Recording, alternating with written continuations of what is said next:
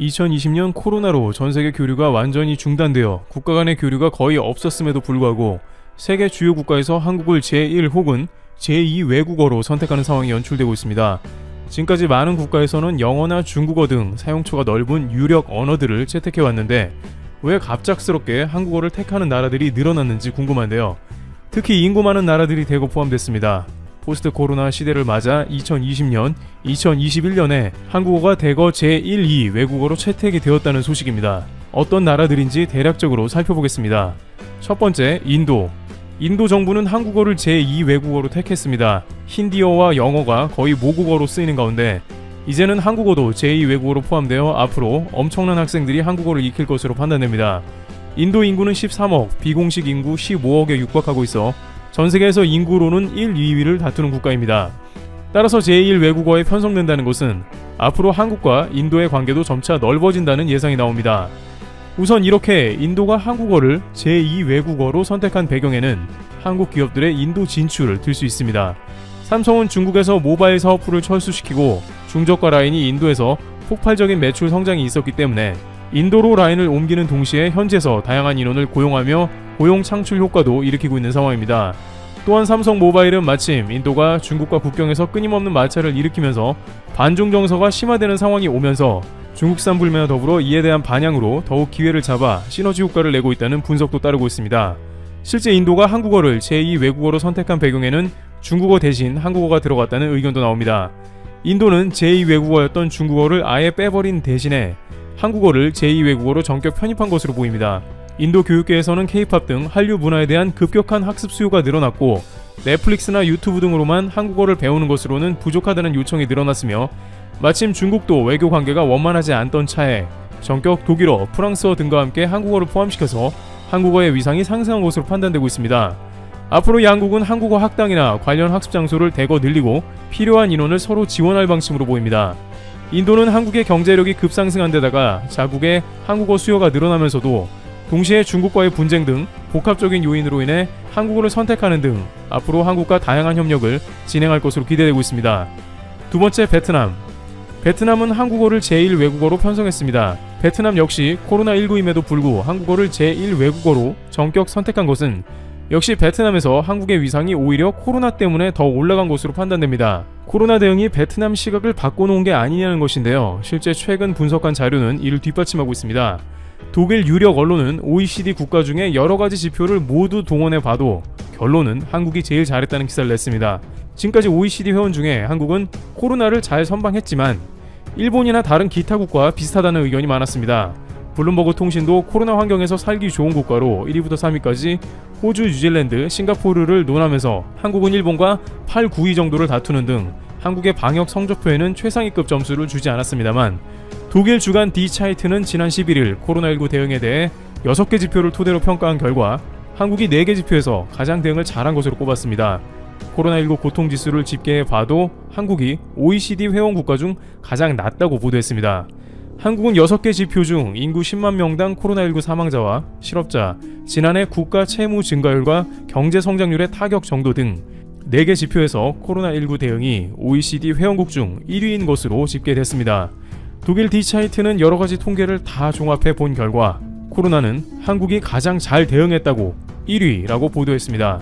한국의 매우 중립적인 독일 언론이 발표한 이 자료를 봤을 때 이번 코로나 사태로 인해서 한국의 국가 위상이 얼마나 올라갔는지 대략은 짐작이 되는데 이 가운데 베트남도 전격 한국어를 제1 외국어로 지정한 것이죠. 그간 베트남은 한국이 자국에 가장 많이 투자를 한 국가임에도 불구하고 제1 외국어 지정은 하지 않았는데 이번 코로나 사태로 인해서 한국어를 배워두면 베트남 국익에도 도움이 된다고 당에서 판단한 것으로 보입니다. 베트남은 삼성전자를 비롯해 한국의 다양한 기업이 진출해 있어 경제적 효과도 크게 내고 있는 상황입니다. 현지에서는 매우 보수적인 베트남 분위기를 봤을 때 영어와 프랑스어 등과 한국어가 위상이 같아졌다고 전하며 그만큼 베트남에서 한국의 위상이 높다고 전하고 있습니다. 인력에서는 코로나 초반에 베트남이 한국을 막아섰다며 다소 비호감 이미지가 있다고 합니다만 교육에 있어서는 한국어를 제1 외국어로 택하며 인정해주는 모습입니다. 베트남 학생은 앞으로의 대학 입시에서도 한국어를 시험 과목으로 골라서 시험을 볼 수 있게 됐습니다. 세 번째, 러시아. 러시아는 2020년 11월에 초중고등학교 정규 교육과정에 한국어를 전격 포함시켰다는 소식입니다. 인구 1억 5천만 명의 러시아는 앞으로 한국어를 교육과정 가운데 학습할 수 있어 한국과 관계가 더욱 확대될 것입니다. 앞서 이석배 주 러시아 대사는 러시아 정부가 한국어를 제2 외국어로 선택했다고 발표하면서 이것은 러시아가 한국과 러시아의 관계의 중요성을 강조하고 있다면서 매우 중요한 상징적 조치라고 언급했습니다.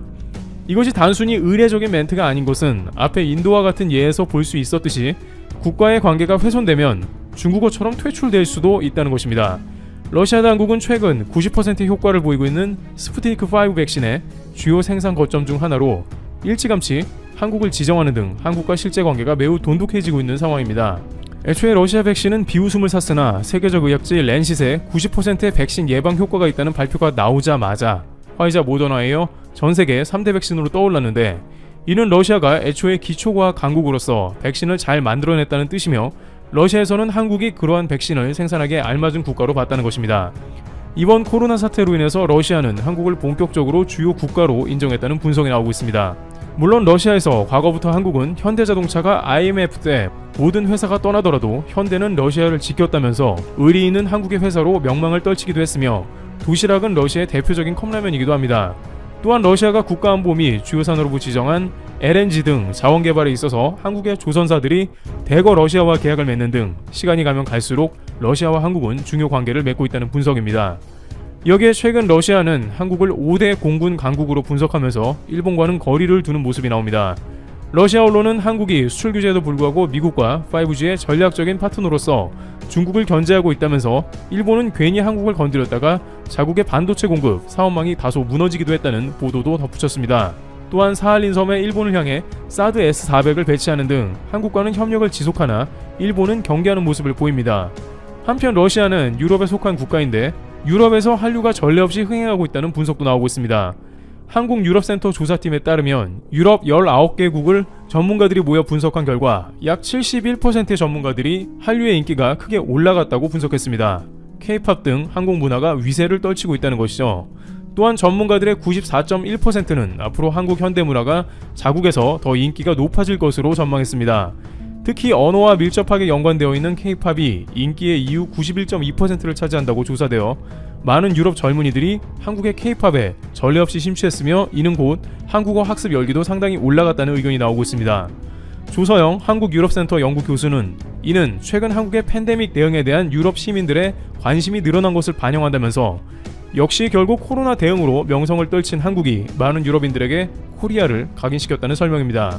이런 상황이 나오자 한국의 교육부도 한류 대세를 따라 한국어 학습 관련 기관을 러시아 등에 확장하고 있습니다. 교육부는 2021년 해외 한국어 교육 사업 지침을 발표하고 러시아를 포함한 신북방 지역 7개 국가에 한국어 교원을 파견하고 협력을 추진할 예정입니다. 앞으로 이런 국가들에는 한국어 시험 토픽을 도입하여 인터넷 기반 시험 IBT로 다양한 학생들이 한국어 평가를 받도록 2023년까지 마련하기로 했습니다. 이처럼 한국은 2020년과 2021년에 인구가 많은 국가들이 대거 한국어를 제2 외국어로 포함시킨 진풍경이 나왔는데 이는 앞서 논의된 바와 같이 한국이 코로나 사태로 인해 전세계 언론에 계속 보도된 한국의 위상이 급격하게 올라갔고 많은 국가들은 소위 한국이 대세 국가라고 판단했다는 의견도 다방면에서 제기되고 있습니다. 작년과 올해는 코로나로 힘든 한 해였으나 오히려 한국은 전화위복으로 국가의 위상을 더욱 높이는 상황입니다. 트래블튜브 여기서 마치겠습니다. 감사합니다. 이 사업을 한국에서 처음 시작했을 때 일본 기업의 반응은 아무나 할 수 없는 분야다. 한국은 기초기술이 부족해서 성공보다 대표적인 실패 분야가 될 가능성이 크다면서 조롱하던 사업이 있습니다. 하지만 대한민국은 일본 업체들을 따돌리고 세계 최고의 기술력을 자랑하는 분야 중에 하나가 되었습니다. 한국을 위해서 내려다보며 조롱하던 일본은 이제 우리 대한민국을 올려봐야 하는 신세가 되었습니다. 이 분야가 무엇일까요? 지금부터 팩트 폭격기 페페TV에서 팩트로 제대로 알려드리겠습니다. 당신이 구독해야 할 단 하나의 채널 페페TV. TV 팩트 체크. 아마존이나 이베이를 통해 해외 온라인 사이트에 물건을 구매하고 해외여행을 떠난 친구나 가족들과 메신저를 이용해 연락을 할 수 있는 이유는 전 세계가 인터넷으로 연결되어 있기 때문입니다.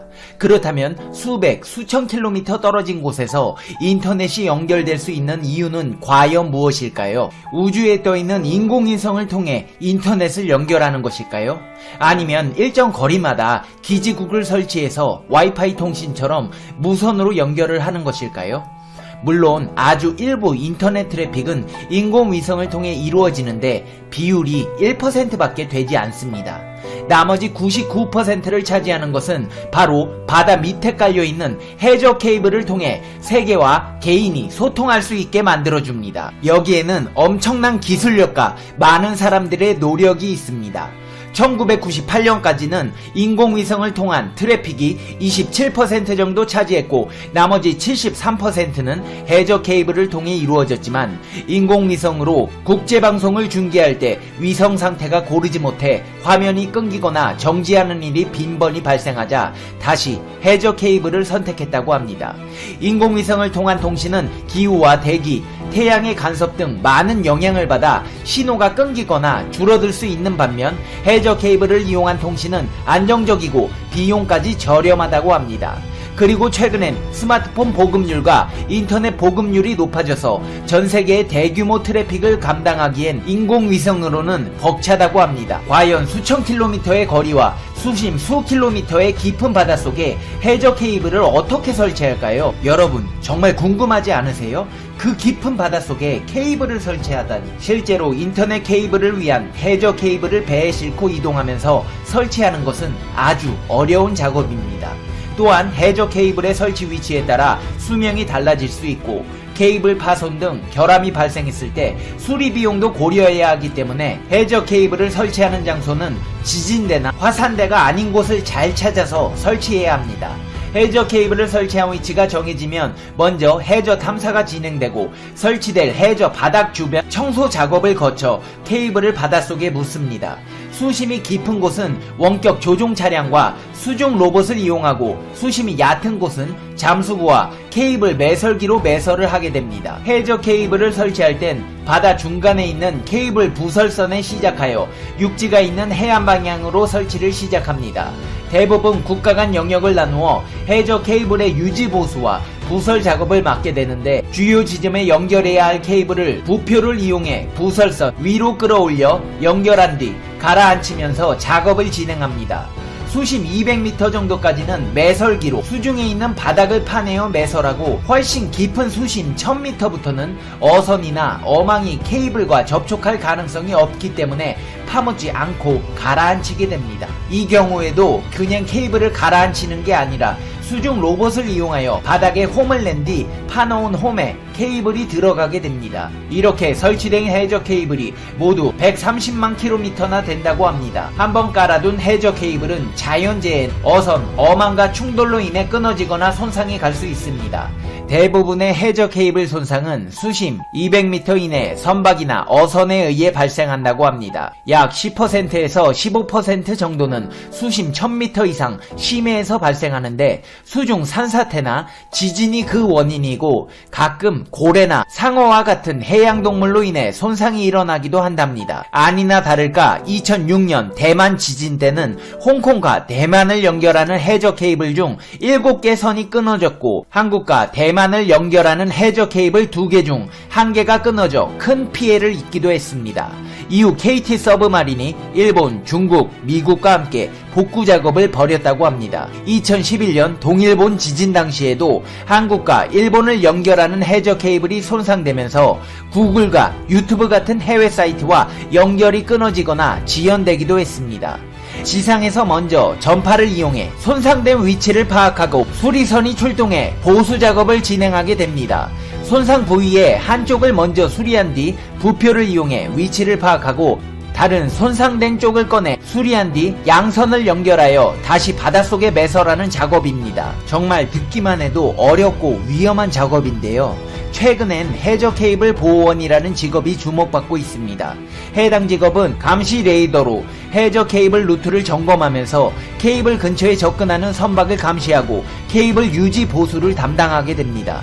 인터넷 강국이라고 불리는 우리나라에서는 조금만 인터넷이 느리면 불만을 호소하는 분들이 많기 때문에 이러한 트래픽이 생기지 않도록 바닷속에서 해저 케이블을 설치하고 유지 보수하시는 분들의 노력을 잊으면 안 되겠습니다. 이 자리를 빌어 이 시간에도 고생하고 계신 인터넷 관련 종사자님들 정말 감사합니다. 근데 지금부터 페페TV가 국뽕에 취할 수밖에 없는 이유가 나옵니다. 이 분야에서 유럽, 일본 업체들이 과점하던 해저 케이블 시장에 대한민국이 도전한 지 10년 만에 빅4로 자리 잡았습니다. 동부가 슈퍼 그리드를 포함해 대륙과 대륙을 연결하는 전력 사업이 본격화될 경우 더욱 빠른 속도로 성장할 것입니다. 이 분야에서 특히나 엄청난 기술력을 자랑하는 업체가 있는데요. 바로 LS전선입니다.